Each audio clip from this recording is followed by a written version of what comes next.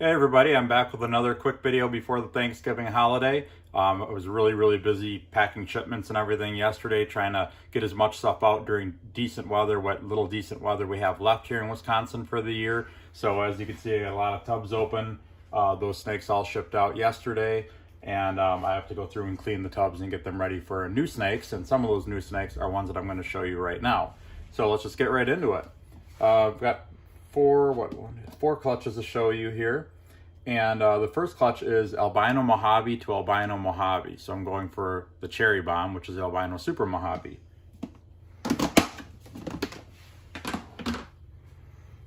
This is the first one. I believe that's an Albino Mojave.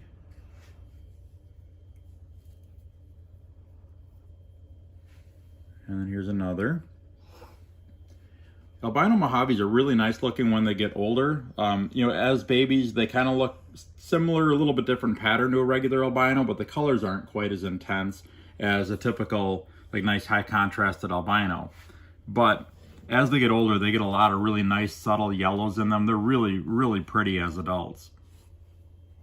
Okay, so those are three Albino Mojaves. These two are definitely, this one might just be kind of a striped looking albino. I think this one's a Mojave too, but it just has a little bit different color than these two.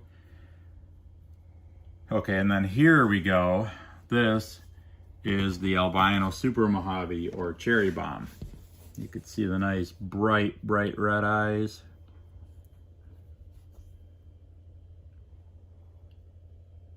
The nice overall, just nice white coloration. You know, normal Mojave usually has a darker gray head. This one's pretty white. So it looks very similar to the Albino Super Lesser that I hatched out a little while ago, that I did show on a previous video. The whites are slightly different. Now it might be that this one's a little bit older than this one, but the colors are definitely a little bit different. Either way, I think they'll both grow up to be really nice, bright white snakes. And this one I know is a female. I'm not sure what this one is yet.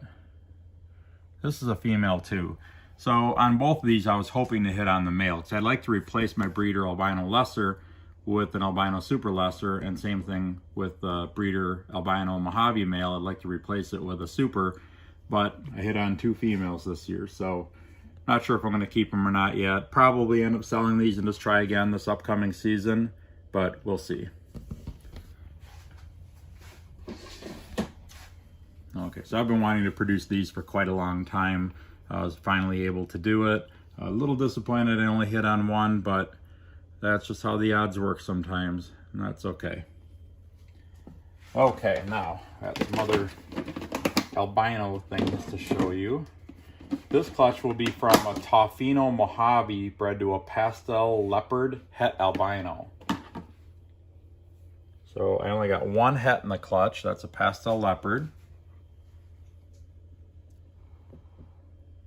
Then I got a bunch of stuff. I don't know. I'd probably sound a little bit more knowledgeable and intelligent if I would actually like really study these things and maybe even let them grow up a bit before I showed them on a video. But it's easier for me to show them on a video before I get them all set up and dispersed throughout my collection. So I like to show a whole clutch at one time.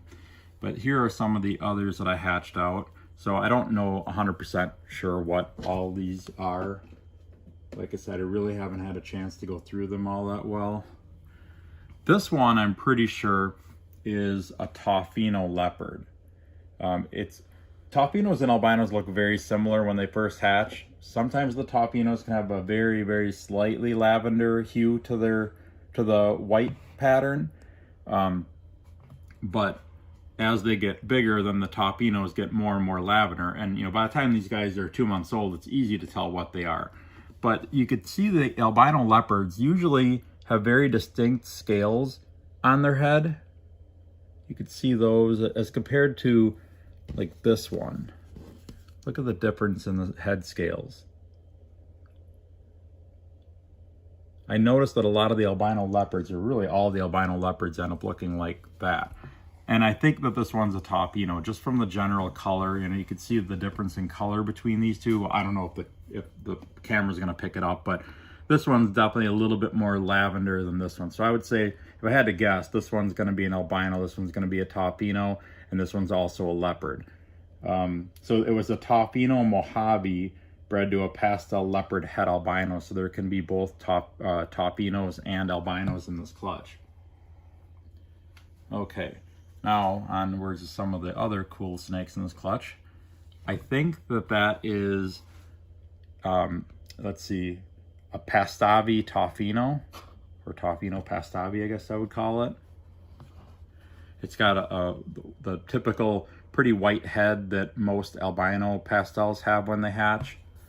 And then it's definitely got a general albino Mojave coloration and pattern. This guy right here, I think, is the best of all worlds. I'm pretty sure that this one's gonna end up being a Taufino Leopard Mojave. I don't think there's albino in this one. I'm sure there's leopard in it. I'm sure there's Mojave in it. And I think it's a Taupino as well. So this guy or girl here, let's see. That is a boy. So he may have to stay here. I actually think I might have hatched one of these out last year, so I might end up selling this one. But at any rate, that's a nice little pile of yellow snakes.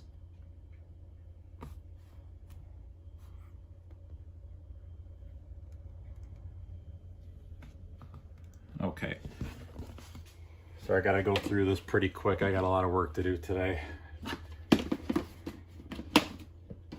Okay, this clutch here is from a pastel leopard het genetic stripe bred to a spinner blast genetic stripe. I think I've got all this figured out, what these are. This one is a leopard bumblebee het genetic stripe. And this next one I kind of teased a little bit on the last video, but I actually had it misidentified. I was thinking that this was a leopard bumblebee genetic stripe, but after comparing it to others that I see on Morph Market and on World of Ball Pythons, I'm pretty sure that this is just a regular bumblebee genetic stripe. I think if there was leopard in this, the pattern through here, although it's pretty dark, I think it would be a little bit more uniformly black and without as much blushing in here. I could be wrong on that though, but just from the pictures I saw of other bumblebee genetic stripes, I think that that's what that one is. Okay, so I'm gonna put these back real quick. And then this one right here is a lemon blast genetic stripe. It's got a little bit darker of a pattern through here than what I usually see on them, and I haven't produced very many of those, but I think that this is just a regular regular lemon blast genetic stripe. I don't think that there's leopard in it, but I'm not 100% sure. This one, I do think there's leopard in. This is a pastel genetic stripe, and it is a lot darker than any other pastel genetic stripe I've ever produced. There's no other combination or no other morph this could be really, because it's not a regular pastel genetic stripe, and there's nothing else in the equation with the parents that would be anything other than leopard. So, you know, it's obviously not a pinstripe, it's not a spider, it's not just a pastel, and it is definitely a genetic stripe, so it's got to be a leopard. I was hoping that the leopard genetic stripe was going to come out a little brighter yellow than this, and that the thicker striping on either side was going to kind of extend all the way to the head the way that a normal leopard genetic stripe does. I'm hoping that by adding fire into this, I can get the colors to come out a little bit more. And I'm also going to try it with Orange Dream and Orange Dream Fire as well. So I've got a lot of leopard genetic stripe combos in the works right now. So hopefully I'll produce some really nice looking leopard genetic stripes in the future. I really, really like that morph. I think having leopard and genetic stripe is the future of genetic stripes. And they should be more popular than what they are, genetic stripes in general. In my opinion, I really, really like them a lot. But I'm hoping to just tweak the gene and get the right other genes in there with it to make something that really pops. Okay, so that is the pastel leopard genetic stripe. One more clutch, and this one kind of threw me through a loop. Okay, so I tried to breed a yellow belly pied to an Orange Dream Enchi het pied. The weird thing is that my Orange Dream Enchi het pied ended up being an Orange Dream Enchi Yellow Belly het pied. The reason why I know that is because I produced some ivories in this clutch. Here's an ivory. Now this could be Enchi, it also could be Orange Dream. Here's another one. You could see the difference in color and pattern with these two. This one's much more white than yellow stripe down the back, still has the dark head. This one's got the yellow stripe down the back, but it's also got the lavender on either side of the stripe, partway through. And then this one, I think that this is a pied. If I had to guess, I would say this is an Orange Dream ivory pied. It's really, I mean, it's got large patches of white. Now, I kind of want to see how this grows and see if the pied white separates itself from the ivory white. You know, so you could really tell, but I mean, you could see some yellow there, you could see some yellow there, and intermittently throughout the body, but then there's large patches of solid white too. So I don't really know what the deal is with those, but I think I'm gonna have to let some of these grow up a little bit, and let's see exactly what genes are in there. Okay, so then I got this nice high white pied. There may be yellow belly in that. You know, the problem with a lot of pieds, especially if you put fire in them, this one does not have fire in it, but if you put fire in pieds, and even some without, they end up being so high white that you can't completely identify them.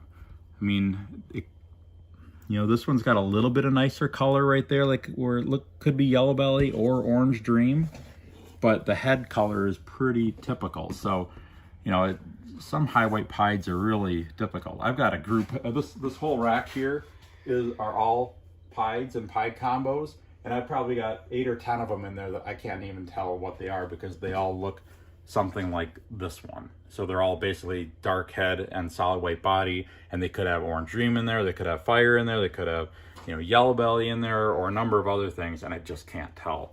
So it's a little frustrating. So anyway, I'm gonna take these and put them back in, and then I'm gonna show you the rest of the clutch. Okay, this one here, I believe, is a yellow belly Enchi het pied.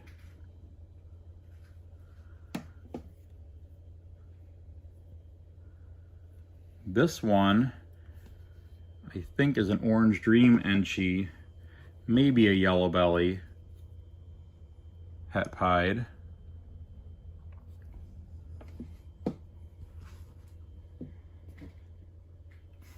And then here, we have the Orange Dream Enchi pied.